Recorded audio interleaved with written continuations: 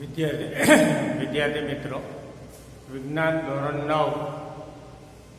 9 chapter બળ તથા ગતિના નિયમો. આપણે આગળ ગતિ વિશે જોઈ ગયા છીએ. પદાર્થના સ્થાનમાં થતા ફેરફારને ગતિ કહેતા હતા આપણે. પણ હવે ગતિ શા માટે ઉદ્ભવે છે? તો આ ગતિ ઉદ્ભવવા માટે આપણે એને બહારથી કોઈ ધક્કો લાગે, એના સ્થાનમાં ફેરફાર કરીએ, અને આ સ્થાનમાં ફેરફાર કરવા માટે આપણે એના ઉપર બળ લગાડીએ છીએ. જો કોઈ પણ સ્થિર પદાર્થ હોય તો એ સ્થિર પદાર્થને જ્યાં સુધી તમે બળ ન લગાડો તો એ સ્થિર જ રહે છે, અને ગતિમાન પદાર્થ હોય અને એના ઉપર જો બળ ન લગાડો તો એ ગતિ ચાલુ રાખે છે. ધારો કે ઘર્ષણ રહિત બળ એટલે કે કોઈ પણ સપાટી પર, જમીન પર કે કોઈ પણ સપાટી પર ઘર્ષણ લાગે છે. જો આ ઘર્ષણ વગરની સપાટી હોય અને એના પર દડાને તમે ગબડાવો તો એ દડો સતત ગબડ્યા કરે છે. એટલે કે જ્યાં સુધી એને કોઈ બહારનું બળ ન લગાડવામાં આવે તો બળનો એકમ ન્યૂટન છે. બળ એટલે પદાર્થનું દળ, દળ એટલે એમ, અને એના ઉપર દળ કેટલા અંતર થશે. અંતર એટલે મીટર, એટલે કે કિલોગ્રામ મીટર, એને બળ કહેવાય. બળનો એકમ છે ન્યૂટન, એને કેપિટલ એન વડે પણ દર્શાવાય છે. આ બળ, હવે બળ બે પ્રકારના હોય. ક્યાં બે? તો એક સંતુલિત અને એક અસંતુલિત.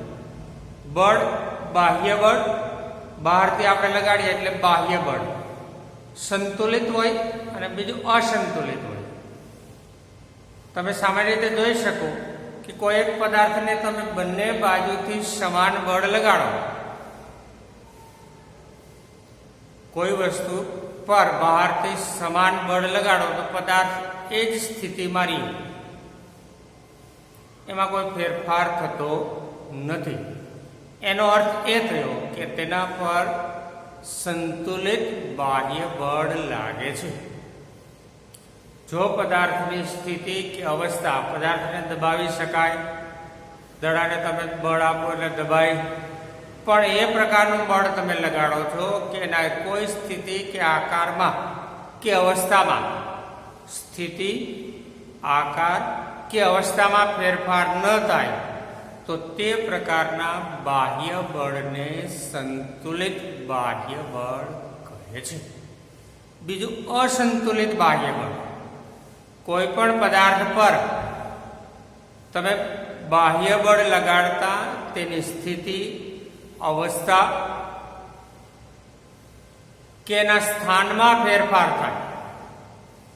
સ્થિતિ, અવસ્થા કે સ્થાનમાં ફેરફાર થાય તો તે પદાર્થ પર લાગતું બાહ્ય બળ અસંતુલિત બાહ્ય બળ છે.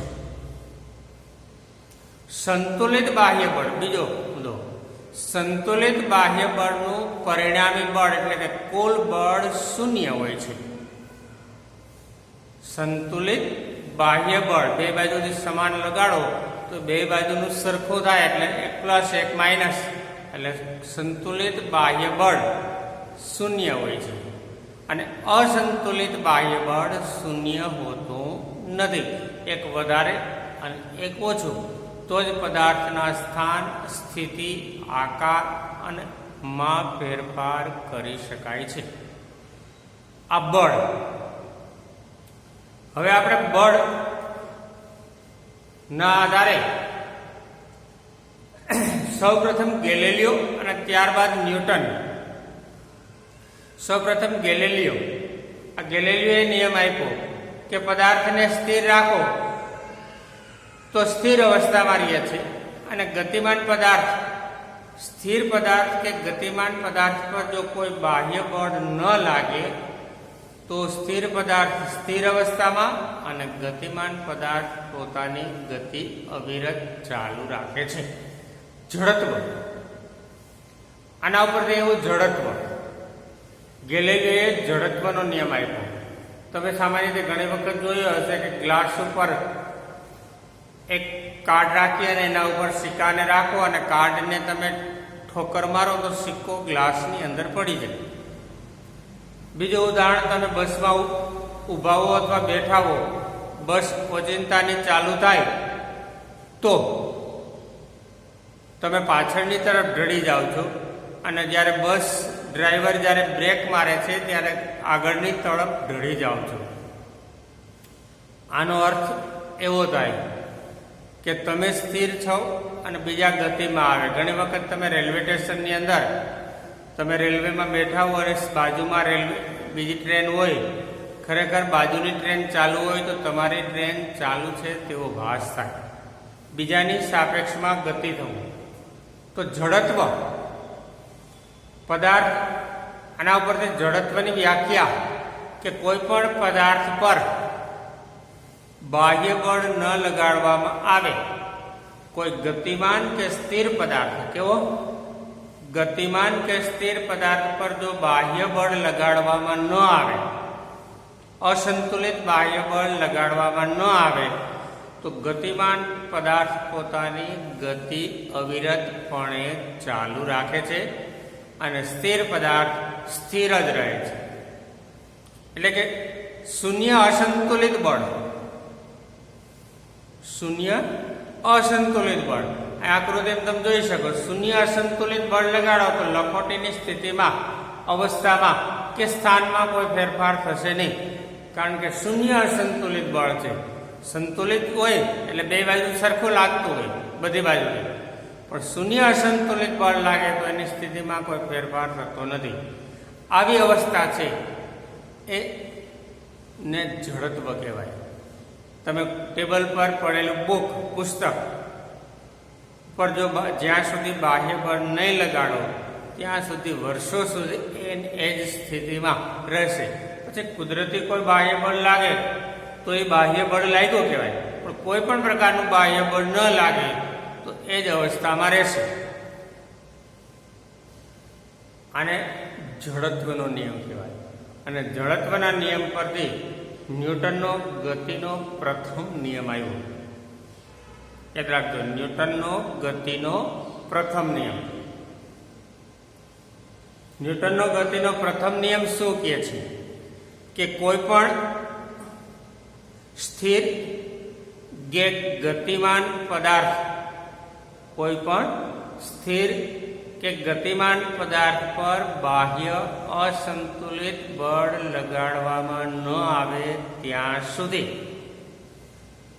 બાહ્ય અસંતુલિત બળ લગાડવામાં ન આવે ત્યાં સુધી ગતિમાન પદાર્થ પોતાની ગતિ ચાલુ રાખે છે અને સ્થિર પદાર્થ પોતે સ્થિર જ રહે છે.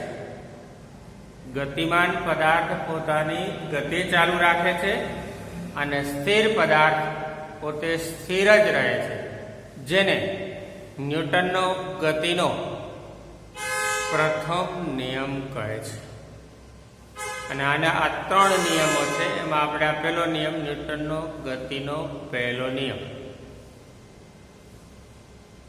એટલે કે દરેક વસ્તુ પોતાની સ્થિર અવસ્થા કે સુરેખ પથ પર અચળ ગતિની અવસ્થા જાળવી રાખે છે જ્યાં સુધી તેના પર બાહ્ય બળ વડે અવસ્થા બદલવાની ફરજ ન પડે. એટલે કે કોઈ પણ પદાર્થ, ફરીથી બોલું છું, રિપીટ કરું છું, કોઈ પણ પદાર્થ પર બાહ્ય અસંતુલિત બળ ન લાગે ત્યાં સુધી સ્થિર પદાર્થ સ્થિર અવસ્થામાં અને ગતિમાન પદાર્થ પોતાની ગતિ અવિરતપણે ચાલુ રાખે છે, જેને ન્યૂટનનો ગતિનો પ્રથમ નિયમ કહે છે.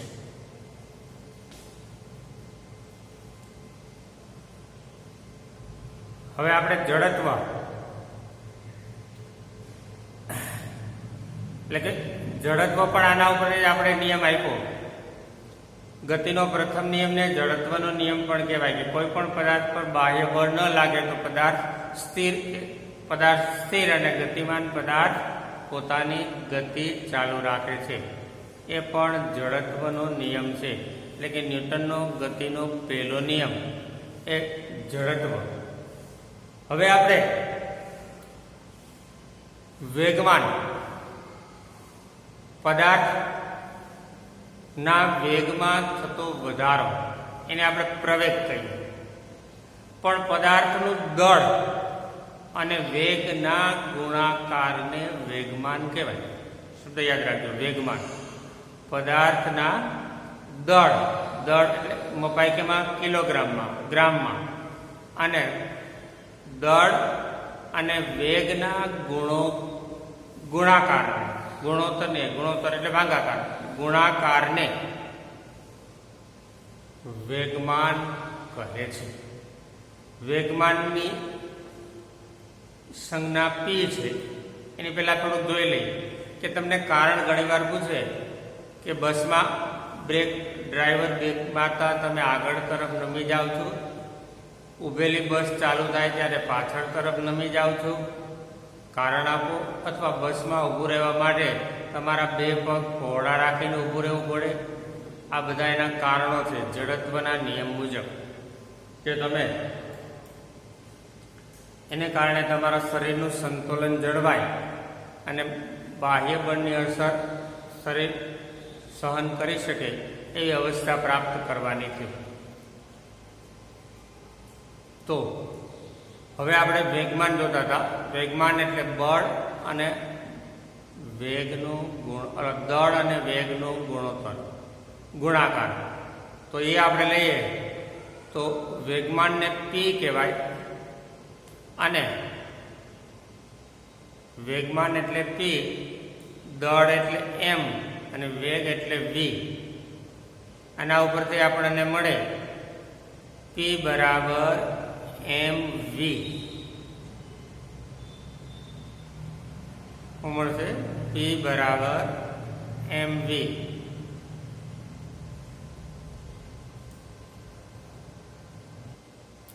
આ વેગમાન. દ્રવ્યમાન આપણે એમ લીધું, વેગ વી, તો વેગમાન પી. કોઈ વસ્તુનું વેગમાન પી, તેના દ્રવ્યમાન એમ અને વેગ વીના ગુણાકારથી વ્યાખ્યાયિત કરી શકાય. એટલે કે એટલું થાય છે. તો પી બરાબર એમ વી આપણે મળે. અને વેગમાનનો એકમ મળશે એમનો એકમ. એમ એટલે દ્રવ્યમાનનો એકમ કિલોગ્રામ અને વેગનો એકમ મીટર પ્રતિ સેકન્ડ. તો વેગમાનનો એકમ યાદ રાખજો, કિલોગ્રામ મીટર પ્રતિ સેકન્ડ. એકમ લખી લેવાનો. વેગમાનની વ્યાખ્યા, વેગમાનનું સૂત્ર, પછી એકમ કિલોગ્રામ મીટર પ્રતિ સેકન્ડ. પણ વેગમાન એ દિશા, વેગ છે એ સદિશ રાશિ છે, એટલે આ પણ સદિશ રાશિ ગણાય. આ એકમ આપ્યો છે કિલોગ્રામ મીટર પ્રતિ સેકન્ડ અથવા કેજી મીટર પ્રતિ સેકન્ડ -1. આ રીતે પણ દર્શાવી શકાય વેગમાન. કોઈ વસ્તુ અસંતુલિત બળ વડે વસ્તુના વેગમાં પરિવર્તન થતું હોવાથી તે સ્પષ્ટ છે કે બળ વેગમાન કરે છે.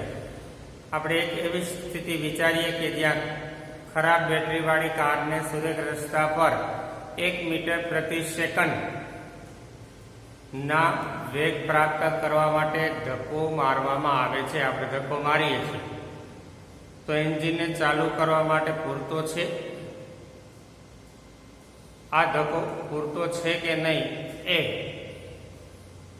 કારણ કે ગાડીની એન્જિનની ક્ષમતા અને બધા પર આધારિત છે. એટલે કેટલો વેગ પ્રાપ્ત થાય ત્યાર પછી એ ચાલુ થઈ શકે. એટલે એ પૂરતો છે કે નહીં, અને એના માટે બળનું મૂલ્ય અને કેટલો સમય આપવામાં આવે છે એના પર આધાર રાખવામાં આવે છે. વેગમાન એટલે કે જો દળ મોટું હોય તો વધારે બળ લગાડવું પડે, એમનું મૂલ્ય વધુ હોય તો વધારે બળ લગાડવું પડે. અને વધારે વેગ પ્રાપ્ત કરવો હોય તો પણ એટલે એકબીજા પર આના માટે એક ઉદાહરણ તમે આપી શકાય આપણે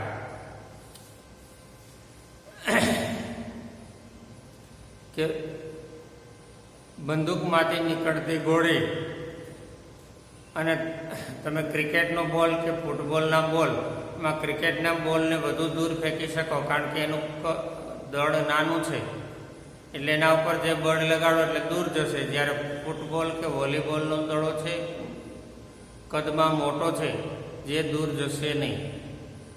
પછી આપણે લેવાનું છે ગતિના ન્યૂટનનો બીજો નિયમ, એ પછી જોશો.